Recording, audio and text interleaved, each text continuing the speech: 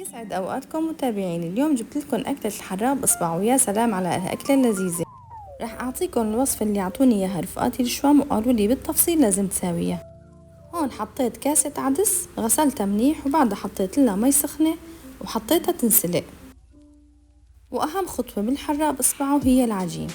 يعني قالوا لي ما يخطر لك أبدا تحطي معكرونة، في ناس تتكاسل من العجين وبتحط بدالها معكرونة، وهذا الشي غلط وبغير طعمة الأكل نهائيا. فعلا أنا دقتها بالمعكرونة ودقتها بالعجين، صدقوني بالعجين أطيب بكتير بتطلع.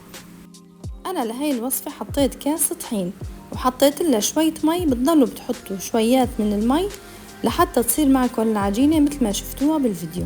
ما لازم تكون كتير قاسية، لازم تكون طرية لحتى تنفرد معكم وما تكون معكم قاسية. بنفردها وبنحط لها شوية طحين لحتى ما تلزق، وبنبلش بعدها من قسمة مثل ما لكم شايفينها بالطول، وبعدين نفس التقسيمات من قسمة بالعرض لحتى يصير معنا بالأخير مربعات صغيرة. منجمع المربعات ومنرش عليهم رشة طحين لحتى ما يلزقوا، لحتى يصيروا معنا هيك مثل ما لكم شايفينهم. لازم ترشوهم طحين لحتى يبعدوا عن بعضهم وما يلزقوا أثناء السلق، لأنه مثل ما قلت لكم كتير طعمتها بتفرق بالعجين عن طعمة المعكرونة. طولوا بالكم أكتر بتحصلوا على طعمة أطيب وأنكه بكتير، خصوصا وقت العجين بينسلق وبياخد من طعمة العدس، بتطلع طعمته كتير طيبة. هون بقى العدس بيكون غلا، لازم نستناه لحتى يستوي نصف استواء. يعني قبل ما نحط العجينة على العدس لازم يكون استوى نص سوا لحتى يكمل سوا مع العجينة وما يتخبص كتير.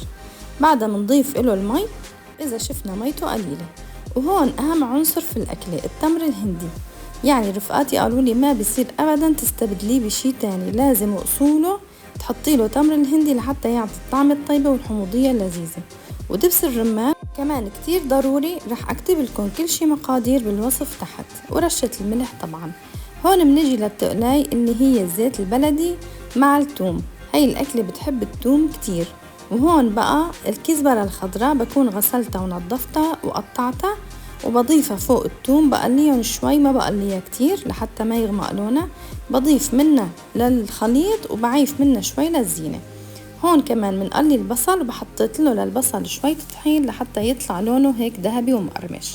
والزينة بقى أهم شي في هالأكلة اللي هي الرمان والبصل والخبز المقلي والكزبرة الخضراء مع الثوم اللي حطيناها على جنب.